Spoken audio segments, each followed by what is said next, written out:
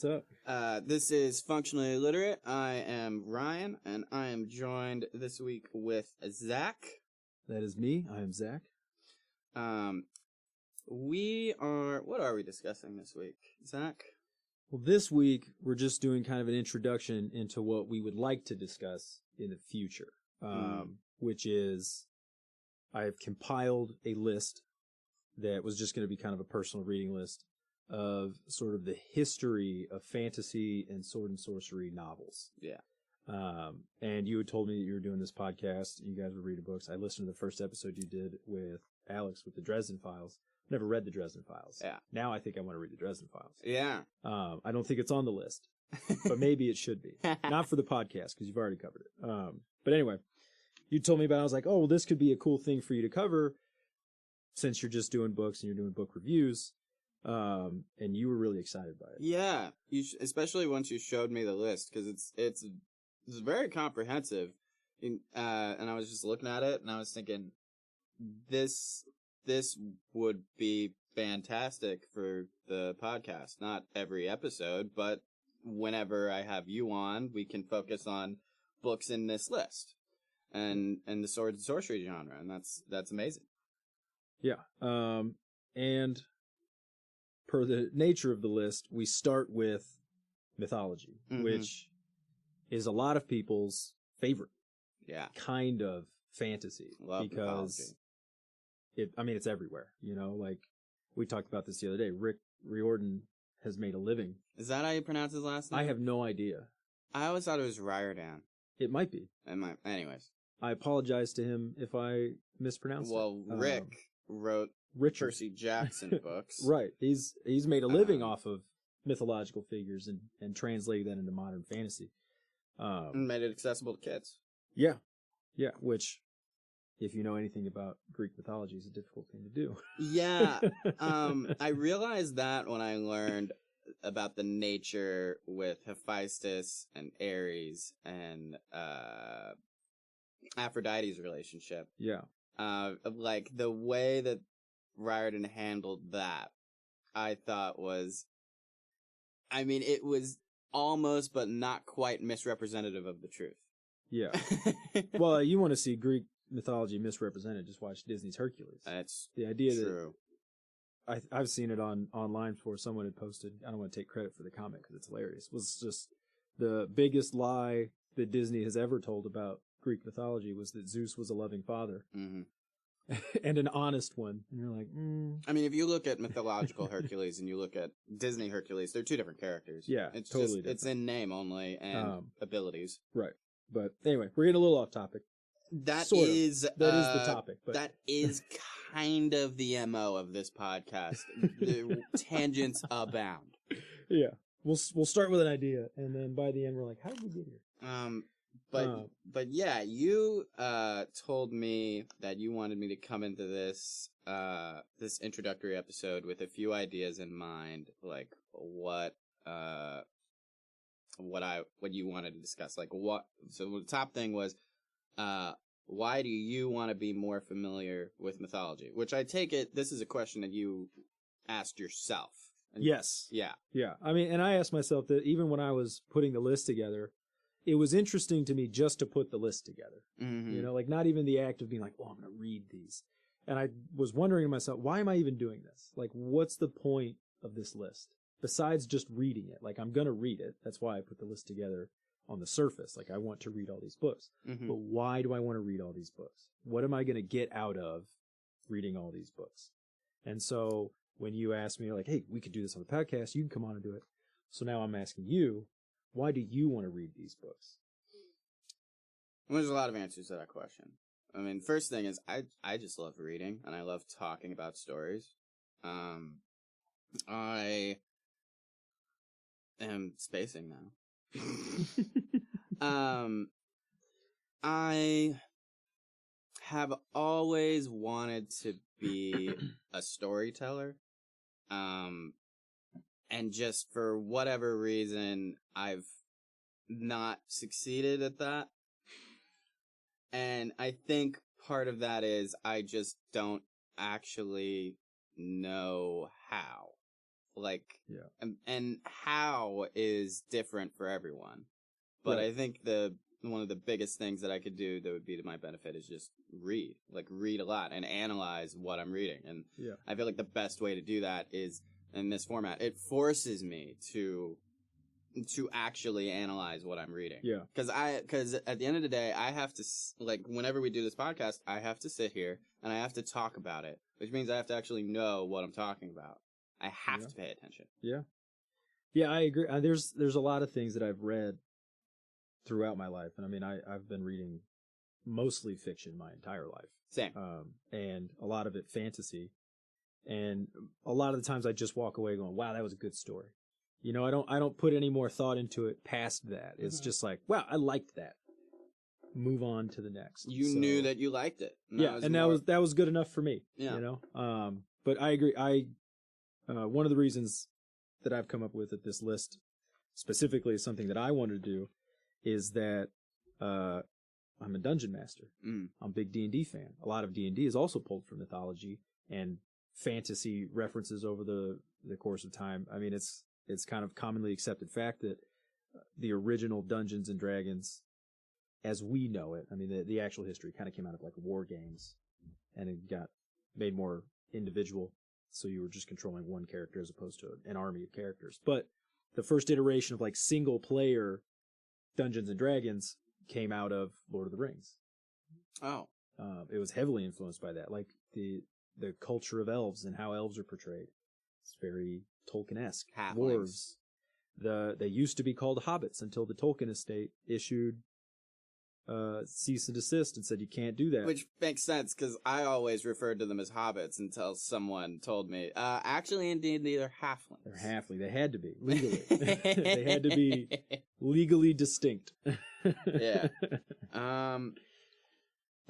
So to be a better dungeon master is a reason that I wanted to read these books, because if I can learn not only the material out of which Dungeons and Dragons has emerged, you know, because it was influenced by Tolkien and Jack Vance, and those were both influenced by Tolkien specifically, heavily influenced by Scandinavian mythology. Not familiar with Jack Vance. The biggest contribution, other than just writing fantasy novels, and he is on the list several times, is what they call Vancian magic system. So in D&D, there's spell slots. Oh, sure. That's sort of a variation of Jack Vance's magic system in one of his books. Wait, so that there's a certain number of times you can use magic a day before it tires you out, then you can't do it anymore. Oh my god. And that's all lit RPGs do. Like I'm sure you've seen that genre. I never read those books because I feel like it's a little too on the nose. Mm-hmm. But it is gratifying to know that, oh no, that existed. Yeah. Already a long time ago. Then all this stuff was kind of based off of that a little bit. Right. But, you know, so love D&D, that's influenced by Tolkien and Jack Vance. Mm-hmm. Well, who influenced Tolkien and Jack Vance? I want to know. Yeah. Who influenced them? I want to know. And then just keep following it back. I mean, Tolkien went back to mythology, and so that takes us to the beginning. But there's a legacy to trace all the way up to that. And that's where a lot of these stories come out of, and they're fantastic stories. Mm-hmm. And I want to tell great stories when I'm a dungeon master. I want my players to be really involved. I want them to feel at the end that story mattered to them. I want them to experience what I did when I read a good book, and they go, wow, I liked that. And not have to go any further than that. I just want them to be able to say, I really enjoyed that. Thank you for letting me do that. Mm-hmm. And I think this will make me better at it. There's a book that I was reading recently. It was about marketing. Mm-hmm. And in it, there was a piece of advice in there that said, take every good piece of marketing out there that exists. And it included a list of like really good ads. And they were like, take those and write them down yourself. Because the only way that you can write good copy is to read good copy. Mm-hmm. But then it goes on to explain that this is true of pretty much anything. Like if you want to be able to do something well, you have to take in good examples of whatever it is you're trying to do. Right. Yeah. We, when I was active duty military, we had a saying that, practice doesn't make perfect. Perfect practice makes perfect. And so you I can't like just do something over and over and think you're going to get really good at it. You have to do it well Mm-hmm. and then iterate upon doing it well. Otherwise, if you're a mediocre writer, which most of us are, myself included. I mean, everyone unless will you push yourself and then finally do write something good, you can keep writing forever and you're only ever going to be mediocre. Mm-hmm. So you can't just keep doing something and think, oh, I'm going to get better at it. So this is one step in me trying to get better at it, being more proactive, besides just coming up with homebrew worlds and writing campaign ideas and making adventures and then thinking one day it'll click and I'll be better, Yeah. I'm going to try to make myself better. Yeah. And that kind of leads into the next why, which was most of these stories are stories about heroes. Not all of them. Some of them are stories of villains. A lot of mythology, there's not a clear-cut good guy, bad guy. Sometimes there is, and those are great stories too. Sometimes there's not. Something I find interesting about that, though, especially with mythology, is it doesn't explicitly say who the good guy or the bad guy is. Yeah. It's more like whoever reads it just assumes. They're like, oh, well, obviously this person's a good guy. Yeah. Obviously this person's the bad guy. But it is subjective. Yeah. They don't a lot of them, they don't out and out say, this is the good person, this is the bad person. They leave it to you to decide for yourself. And then that influences how you read the story. Right. And one thing that I think we'll get into a lot with some of the mythological stories that we do read is that the hero of one story becomes the villain in the next. Ooh. And so, like, the best example I can think of, and one of the stories I'd really like to read, it's technically 3 stories combined into one sort of more larger arcing narrative, but is of King Minos of Crete, Theseus, and Daedalus. And so the first story would be how Minos becomes the king of the island of Crete. And then the next story would be about Theseus and the Minotaur in the labyrinth. Yeah.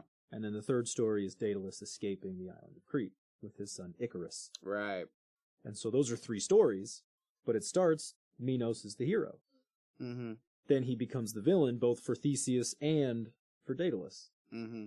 And so even though in the first story we're like, wow, this is this cool hero, this is the moral lesson I can learn for this is how I can apply it to my own life. Then we go to the next one and we go, oh, I see what happens when you take that too far.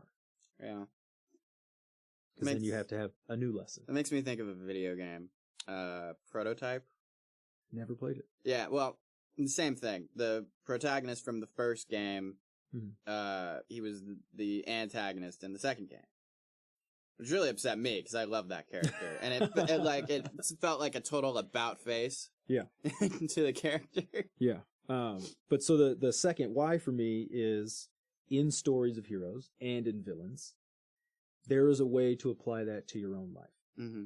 And so in reading these stories, aside from learning how to tell good stories, I'm hoping to learn how I can be more heroic in my own life and avoid being the villain in other people's. What is your interpretation of being heroic right now? Right now. Ooh. Because this is something that I was actually thinking about yesterday. Because you brought this up yesterday. And I realized I've done that. Like and you've done that too. Like we've been heroes to someone in our lives quite a few times. And I realized only upon reflection could I acknowledge that. When I was in it, I didn't feel heroic at all. Mm-hmm. I felt like a jackass, really. And I felt like I was a fraud. Imposter syndrome is real, and everyone experiences it. That's I think I was listening to a lecture by Brandon Sanderson. Yeah. He put his college lectures online for free, which is fantastic. I've listened to some of those. Listened to them. And in one, he was talking about doing a book signing for, I think it was the Mistborn, one of the Mistborn books. That's where they have allomancy. It's a magic where they can manipulate. Love allomancy. It's so cool. Metal. And some kid had come up to him and said, like, hey, I really love your books. It's like a world full of magnetos. And he just went, oh no, it is. Am I a hack? And it's like, he's one of the best-selling authors today, but that was the point of his story is like at any moment, you can feel like you're just a hack writer. Mm-hmm. Like, you're just a knockoff of somebody else's great idea that doesn't make it true. That's just how you feel. Mm-hmm. I don't think Brandon Sanderson's a hack. I don't either. I don't think Allomancy is a ripoff of Magneto. I think I can see the relationship, but I think Allomancy is incredibly unique. yeah. As well, because I don't think he's a hack for a lot of reasons. Because, I mean, on the surface you could say that, but like when you actually get into the nitty gritty of what Allomancy is, I would disagree. I don't think they're a bunch of Magnetos Well, at all. and the point is that even Brandon Sanderson feels like a hack sometimes. Yeah. So even we're gonna feel not very heroic. Yeah. Even if we're doing heroic things, Mm-hmm. you're gonna be like, I don't know that this is heroic per se. You know, like, I don't think Odysseus would say, "Oh, I'm a hero." He just got home. That's all he did. Mm-hmm. He's just like, I was just trying to get home, and that was the only option. So I did what I had to do to get home. And now we're like, "Oh, you're the hero." And he's like, I just wanted to be home.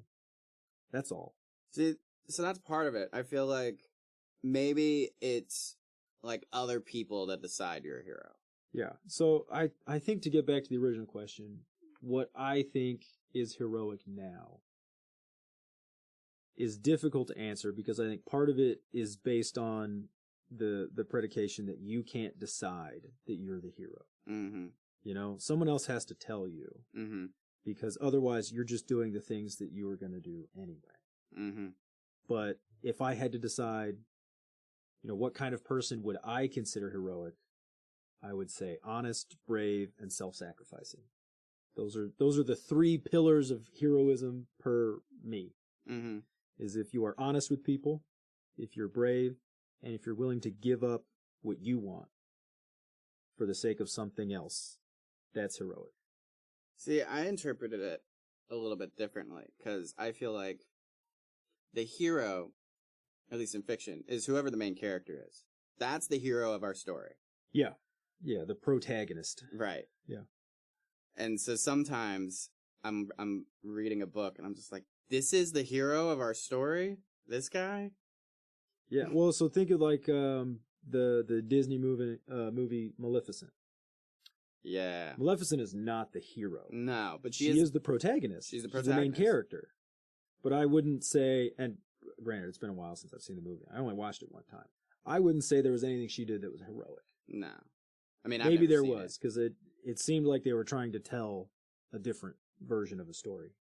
Yeah. Not the, dare I call it, canon. The canon Sleeping Beauty story.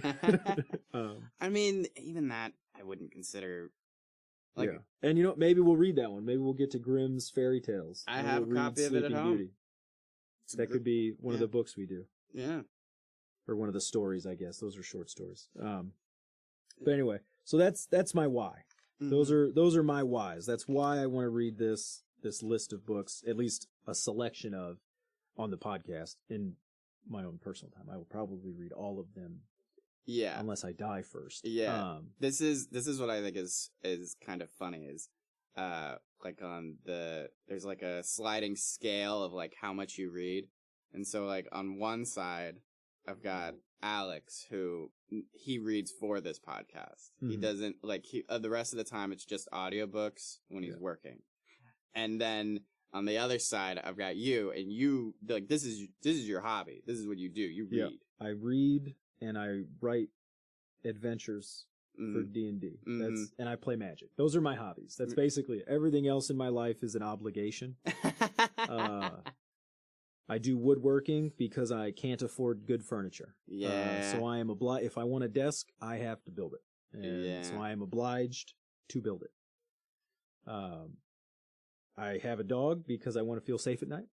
And I walk my dog because I am obliged to take care of my dog because I own it. Like, everything else I do because I have to some degree.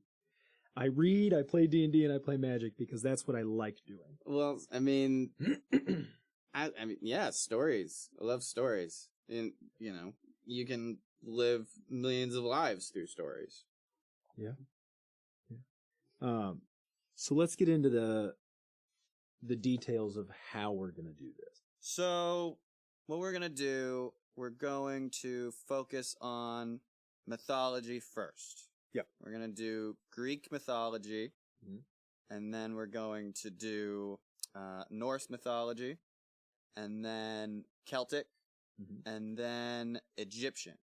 Yes. Those are the classical mythologies. Yes, that's the group is called classical. It really just means it's the things we've known about the longest. Yeah.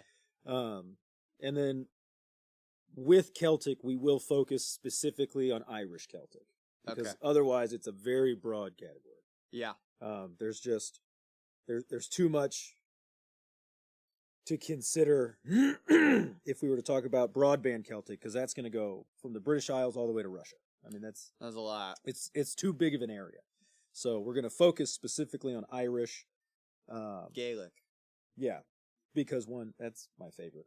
And two, as far as I'm aware, although this would be a fairly Western point of view, it is one of the more influential kinds of Celtic. Okay. So the format for that is going to be Zach and I are going to get different sources covering the same kind of material. We're going to read some stories. We're going to pick our favorite ones, and we're going to tell you our favorite ones in our own way. Yeah. For my sources, I'm going to try, although I will not always succeed, to find the most accurate, older sources that I can. So for Greek mythology, I'll be using poems of Hesiod. Yeah. For Norse mythology, I have the two Eddas. Mm-hmm. So I'm going to try to use scholarly, historic sources. But, you know, like Chinese myth, that's going to be hard to do. With Buddhists, that's going to be hard to do. Not because there aren't scholarly sources, but because Buddhism specifically, there's no, like, one text. Yeah. That is the source of Buddhist thought. You know, like in Christianity, we have the Bible. In Hinduism, you have the Vedas and the Puranas. There's a source text, you know. In Norse, they have the Eddas. There isn't that for Buddhism. Now, there isn't that for, like, Irish Celtic myth either, but that's been conglomerated into many different collections I think 6 of or books. 7 main texts, if I recall. Yeah. I mean, you've got the cycles. So you've got, like, the Ulster cycle. You know, there's been, as far as I can tell, a more concerted effort to put all that stuff together. Unlike with Buddhism, there's just so many writings about Buddhism. Anyways, so yeah, we're going to, whenever we're covering mythology, because mythology is not the only thing we're going to cover, but at first that's what we're going to cover. So I know that this is a book club.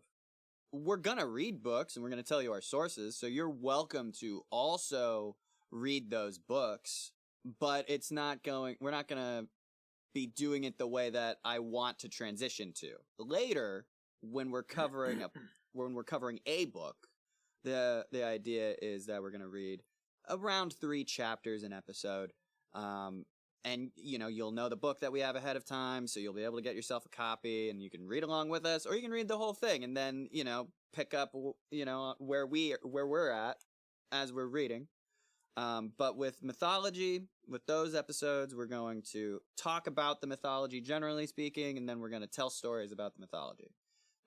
Yeah, and I think it's actually more fun with mythology specifically to have different sources, because there's so much variation in the story. Yeah, we can compare. Yeah, and so, you know, for anyone in the audience, don't worry about what we're reading unless you want to. Absolutely pick up the same books we're reading, but also just find any source of that kind of mythology, because it's fun to take note of the differences. Yeah, I'd agree with that. So after we're done with classical mythologies, we're going to change things up a little bit. We're going to start alternating between a text and then mythologies. Yes. So we're going to start covering Le Morte d'Arthur, which is one of the older texts discussing King Arthur and the Knights of the Round Table. Mm-hmm. I'm really looking forward to that. I think those are going to be some great episodes. We've already recorded a couple of them, and I think it's something really special. There are some wild stories. Yeah. But yeah, and it makes sense to cover the classical first, because swords and sorcery and fantasy literature, was a very Western Yeah. genre for a very long time. And so these are the mythologies that inform Western literature more historically than have the other ones that we'll cover. Now, in modern times, that's sort of changed. People are starting to pull inspiration from all kinds of places. But we want to knock out the classical stuff first so that when we discuss Le Morte d'Arthur, we can see the Celtic roots. Yeah. We can see, granted, we won't cover Christian mythology before we get into Le Morte d'Arthur, but we're going to assume that most people are probably familiar with that already, at least to an extent. The audience that we will have, I think it's safe to assume that they're already fairly familiar with Abrahamic mythology. Right. We're at least assuming you know that Christianity exists. Yeah. And who Jesus is. Yeah. And those are really the only two assumptions you need to make when reading the Arthurian legends. Let's briefly list off the other mythologies that we want to discuss after classical mythologies. Yeah, so the next step will be Eastern mythologies. Mhm. And so we'll do Chinese, Japanese, Hindu, and Buddhist. Yeah. After that, we'll get into, I guess, what I call like ancient Near East mythologies. And so we'll do Sumerian and Persian, Yeah. Babylonian, that Yeah. sort of thing. Mesopotamian Cool. stuff. And then I kind of put in there African. That's more or less just a decision on my part. It doesn't necessarily hold true scholarly. I don't know how Right. somebody else might classify But you that. want to shift to mythologies from Africa. Yeah, so, and I do that because I feel like most people would probably include African mythology more in a group with like Native American and Polynesian. Mm-hmm. And thematically, they might be more similar, but I do think that the African myths have a much older tradition. They're different continents. Well, on account of the fact that people have been living in Africa for far longer than have been living in Polynesia, as best we can tell. Scientifically speaking, arguably, Yeah. the first humans came from Africa. Right. So every evidence we have currently implies that they've been there much longer. Yeah. So I think that belongs closer to Mesopotamian, Sumerian myths than it does these other ones. I agree. But can we cover Zoroastrianism? absolutely. I heard somewhere that Zoroastrianism is the origin for the concept of good and evil. I would say, and I'm no expert, that saying anything is the origin of the concept Yeah. is tough. Just ontologically. Sure. But as far as I'm aware, it is the earliest religious example of a cosmic struggle between an ultimate force of good and an ultimate force of evil. That is what I mean. Okay. Yeah. Then yes, I believe that's right. I can't think of an older one where it's very specifically good God versus bad God. Right. So African myths. Did Yeah. you have anything specifically in mind? No, it's such a broad range, and I left it broad for a reason. Because I think if you and I just start researching African myths, we're both going to come up with very different things. That's valid. Because unlike most of these other categories, most of these are national categories. Yeah. You know, like, in a sense, I mean, Norse is pretty broad. It covers multiple nations, but Africa's an entire fucking continent. Right. I mean, the latitudes covered from North Africa down to South Africa is immense. We're going to cover the most well-known one, Egyptian, but beyond right, that... but that's a nation. Yeah. Chinese, that's a nation. Yeah. Japanese, these are national. African is an entire continent's worth of mythology. So that's a very broad category, but I think it's interesting that it's broad because we'll come up with very different myths from very different cultures within Africa itself. Sure. Which shows off just how cool Africa can be. Okay. And how different. After that, we will get into the Native American, Mesoamerican, Polynesian stuff. Aztec. Yeah. So the Aztecs, the Mayans, Hawaiian, Samoan, and then the different Native American tribes, Cherokee, the Apache. Yeah. And then after that, after we've covered what we're pretty sure most people don't know. We discussed covering more modern, like, quote unquote American mythologies and folktales? Is that something we still want to do? I would still like to do it. I don't think we should do it with This.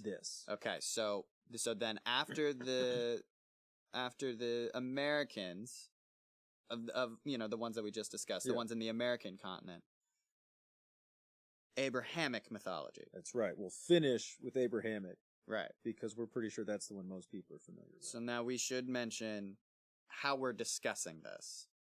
Yeah. Because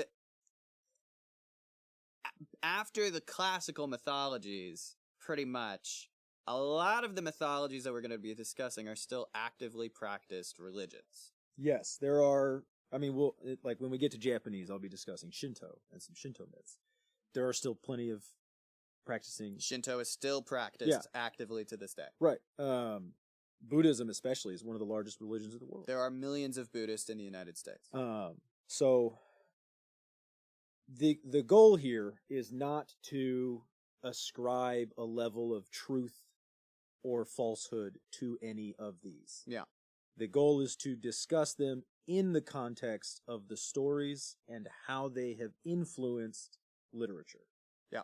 So when we say myth, I'm not trying to put the connotation of false on it or fiction. I'm not saying that. Especially when we get to the Abrahamic stuff, I'm a practicing Catholic. So when we get to the Abrahamic myth, specifically the Christian myth, I do find truth in that. However, interesting. I'm not saying when we discuss the Christian truth. I'm saying when we discuss Christian myth, because it is mythological. So if you are a practicing Norse Scandinavian, I'm not saying Odin isn't real. I'm not saying Thor isn't real. I'm saying this is a story of Thor, and this is how it's affected writing. So I'm going to do everything I can to remain neutral, and not play favorites. Yeah. Yeah. It may sound like I am unintentionally, only because I am very familiar with Jewish and Christian mythology. Sure. I just know a lot more of the nuances because I've grown up in it. Yeah. So if it sounds like I'm playing favorites, it's only because I'm excited that I actually know something. I am agnostic. I am not so bold as to say one way or another about anything, but it all reads like fiction to me. So, now that said, I do go to church. I am a Unitarian Universalist, but if you know anything about Unitarian Universalists, you know that really that just means that I question everything. The infinite skeptic. So yeah, after we complete mythology, I feel like at that point we're still going to be covering La Morte d'Arthur. Probably. It's a long collection of stories. So once we finish our mythology series, we're just going to finish out La Morte d'Arthur at that point, and then we're going to transition to other stuff on our list, which we're not going to get into right now because we still want to keep this introduction short. So I'm going to, I think, leave it there. I think that's good. I think we're going to go ahead and wrap up. I want to say thank you to Digistory Productions and Vidwest Studios for the equipment that we used to record this podcast. Thank you to Vidwest also for providing us space to record.